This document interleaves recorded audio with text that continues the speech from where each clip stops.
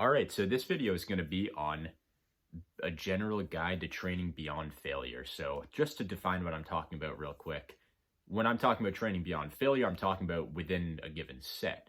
And this video is going to be a guide on how to do that, what the purpose of it is, how to avoid doing it incorrectly, and basically how to do it productively. So training beyond failure refers to taking a set past failure, maintaining good form. It just wouldn't be necessarily a full range of motion. The reason this tool is useful is because certain lifts have a very skewed tension curve, and that can shortchange our results significantly if we don't recognize what lifts have this. So I'm sure, obviously these lifts do vary from person to person, but we all kind of know that like a lat pull down gets very difficult the closer to your chest you get. So it's very easy at the top. You get to about here, maybe like the top of your head level, and it starts to get really difficult. And actually getting a legitimate full range of motion is extremely difficult. And I don't even necessarily recommend an entire range of motion on that lift in the first place. Like 90-95% should do the trick for you just fine. So let's say you're doing a full range of motion on a lat pull down.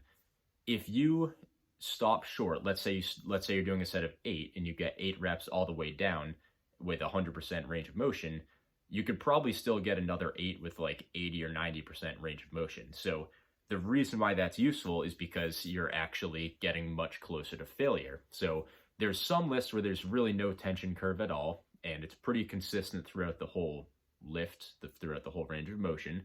But with certain lifts, you're really shortchanging yourself if you don't actually, from time to time, maybe include partials past failure so you can actually reap the most you can, especially on like an isolation lift or something where there's really no fatigue and there's just some stimulus.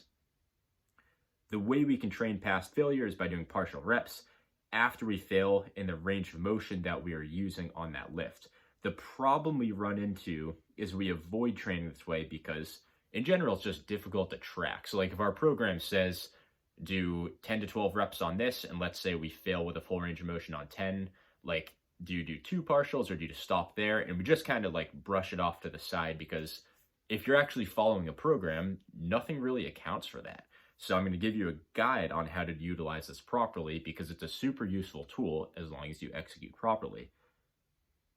There are many variables, like where to draw the line on what counts as a partial. So to program this properly, what I recommend doing is keeping track of how many high quality reps you get in that set. So let's say I'm doing lateral raises and I get 15 reps up to my shoulder height through a full range of motion, and I fail on the 16th and I can only get 75% of the way, or I have to use a ton of momentum. I'll continue on for as long as I need to on the partials, and I'll record it as a set of 15. So the way that I do my training, and this is, I do have to give credit to Steve Shaw for his rep goal system. He's basically been doing this for quite a while, and it's the best way to train for hypertrophy, in my opinion, just based on a sets and reps and overall volume point of view. So if I'm doing lateral raises and I'm trying to go through the full range of motion all the way up to my shoulder height with the dumbbells, that makes sense. So let's say I get 15.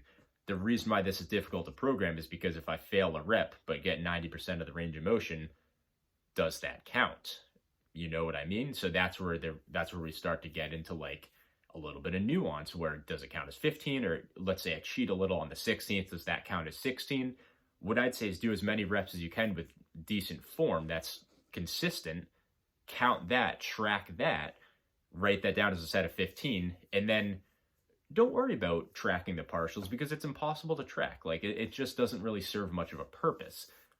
Obviously, the amount of reps you do is what I'm talking about here, but maybe you can program in, okay, well, at the end of every set of my final isolation workout or my final 2 isolation exercises for a specific muscle group per day, I'm going to do that method where I take it beyond failure. So you can track which sets you do that for, but like if I'm doing lateral raises, let's say I get 75% of range of motion, then I get 72%, like there's just no point in tracking this stuff. And obviously I'm all for tracking. I'm all for making sure that you're progressing in your lifts, but I don't want basically it's kind of like the stimulus to fatigue ratio. Like the stimulus you get from doing all these partials is pretty great, but the fatigue you get from trying to track this stuff makes it not worth it. So just don't track it, just do it.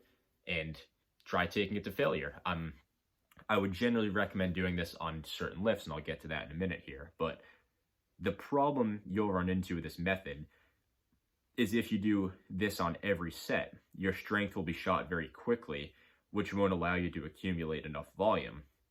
To avoid this, I recommend only using this on the last set of that lift. So let's say you're doing squats.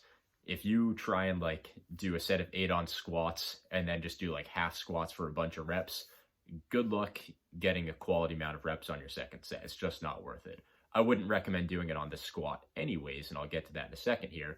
But in general, you're going to want to do this on the last set, and you're generally going to want to do it towards the end of that session or the end of you training that muscle group. If, let's say, you're doing a chest and back session and you train your back before your chest, not a bad idea to take that last set of your last back exercise to failure, because it's not going to affect your chest training later in that session.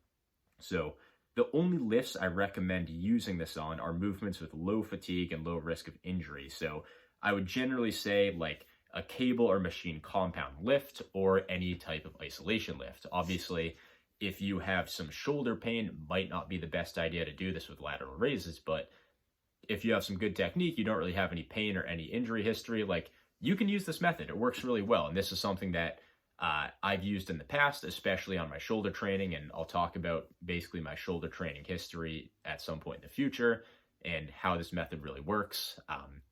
It's up to you to figure out what lifts it works on, what lifts you want to try it on, but experiment with it. I'm not saying to add it to every set or every muscle group yet, but try it out a little bit. Maybe try it on a lagging muscle group. It's just not the worst idea. So experiment, go for it, and I hope you guys enjoy that method.